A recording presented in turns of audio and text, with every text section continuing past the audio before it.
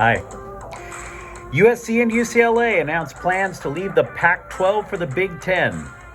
But don't worry, once they land in Nebraska, they'll rethink it. Meanwhile, break out the hankies and the violins. There's more to the Freddie Freeman man drama story.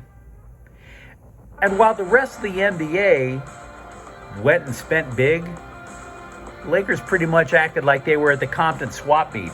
Hi, I'm James. This is your daily dose of sports and snark for the greatest sports city in the world, Los Angeles. This is Faithful Angelenos. We got an absolute ton to get to. It is July 1st, 2022. I want to thank the new subscribers who got in on the ground floor. If you like the content that we've been putting out about LA sports, clickety-clack the like button. Clickety-clack the subscribe button. There's a notifications bell. Hit that. We put out new videos between 9 and 10 a.m. every day. Sharing is caring. Let people know we exist. And yes, comment, because there's a lot to get to. Now, before we get to the main topic of USC and UCLA, let's take a look at the scoreboard. Justin Turner hit 2 home runs. Dodgers 3, San Diego 1. LA now has a 2.5 game lead in the NL West. Meanwhile, tonight, over at the Ravine at 7 o'clock, the Padres and Dodgers get down again. Tony Gonsolin is 9-0. And Blake Snell, is he really 0-5? Never saw that one.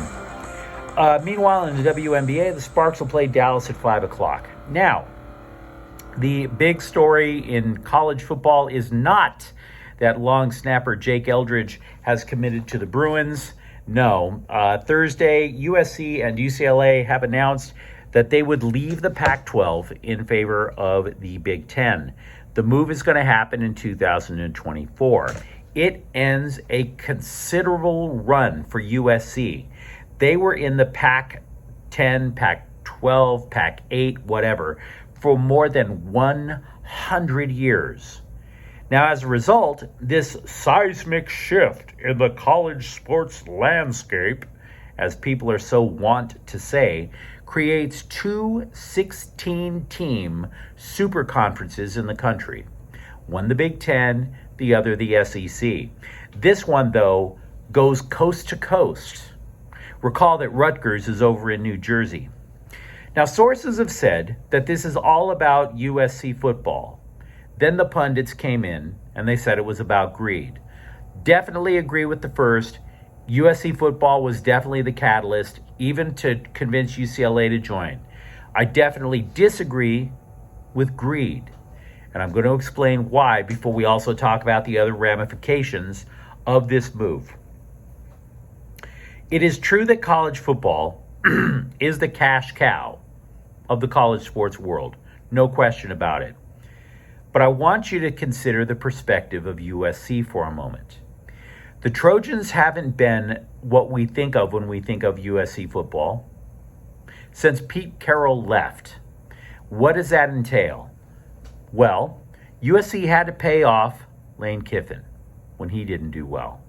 USC had to pay off Steve Sarkisian. Despite 7 years of woeful mismanagement, Clay Helton still got a golden parachute. And it's not just the football coaches, no. It's also the athletic directors. Consider Pat Hayden. Consider Lynn Swann. Then USC had no choice but to hire a big-time AD in Mike Bond, who definitely, of course, cut an even bigger check to get Lincoln Riley. Now, before you sit there and you go, James, this is all about salaries, think again. Look at the Coliseum. For decades, 40 years at least, USC has been promised by a Coliseum commission that the stadium would pretty much be rebuilt from the shell in. That was one of the reasons that the Raiders originally left Oakland and played in LA for more than a decade. They were promised the same thing. Didn't happen.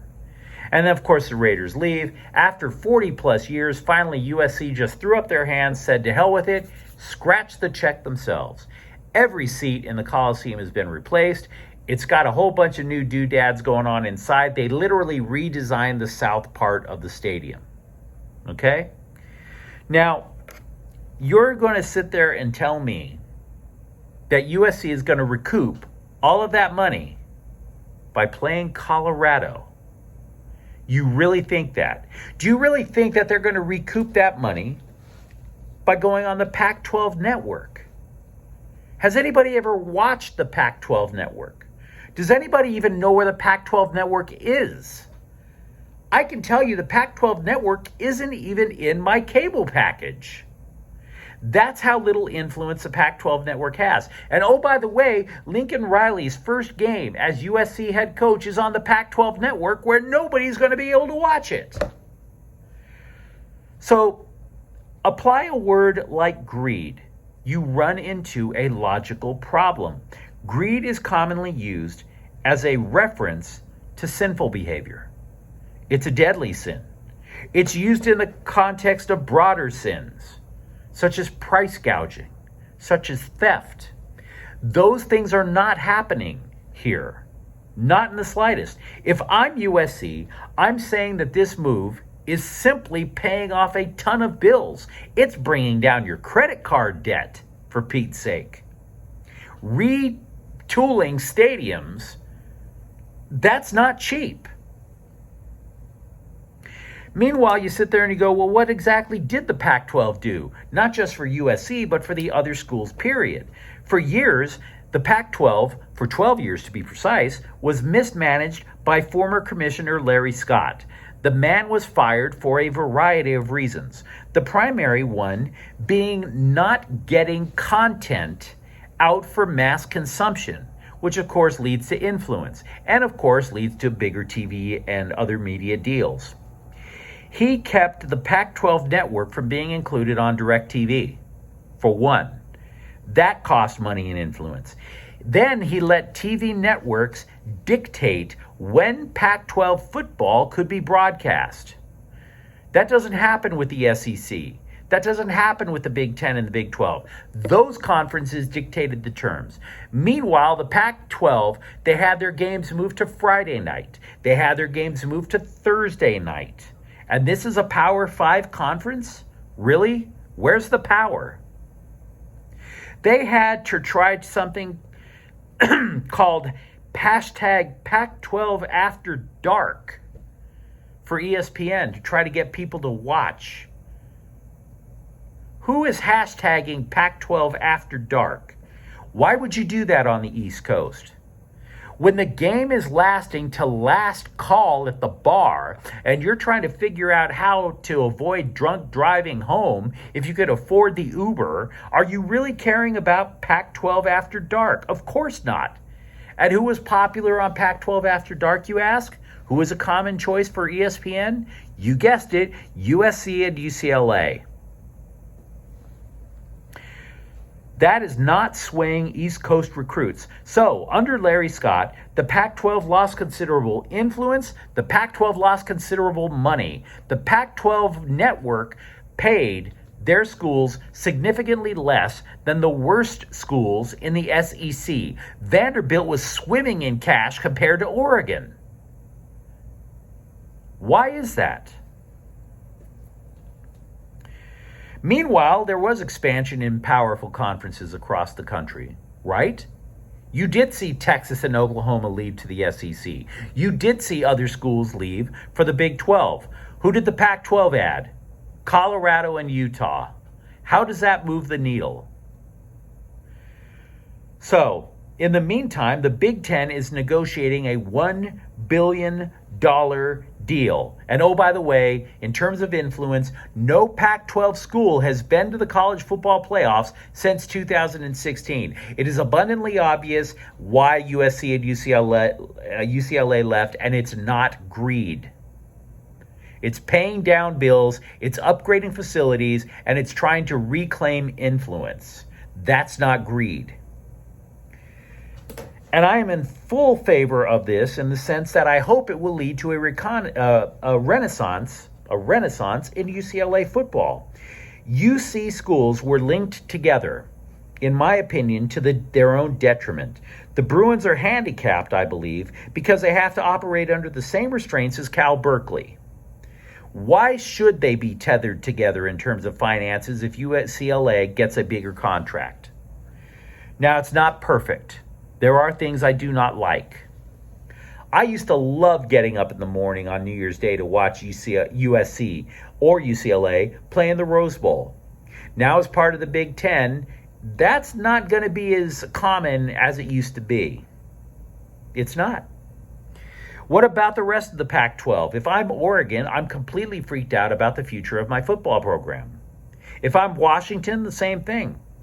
What about Arizona in basketball? So you have to ask yourself, are other conferences going to raid the Pac-12 and pick it clean like vultures? Or does the Pac-12 turn around and try to add teams? But who do they add? I like Boise State. I think San Diego State has a terrific sports program. They're not going to move the needle like some of these other schools leading for power conferences. So I bet on the former. And what of the logistics? USC and UCLA are national powers in volleyball.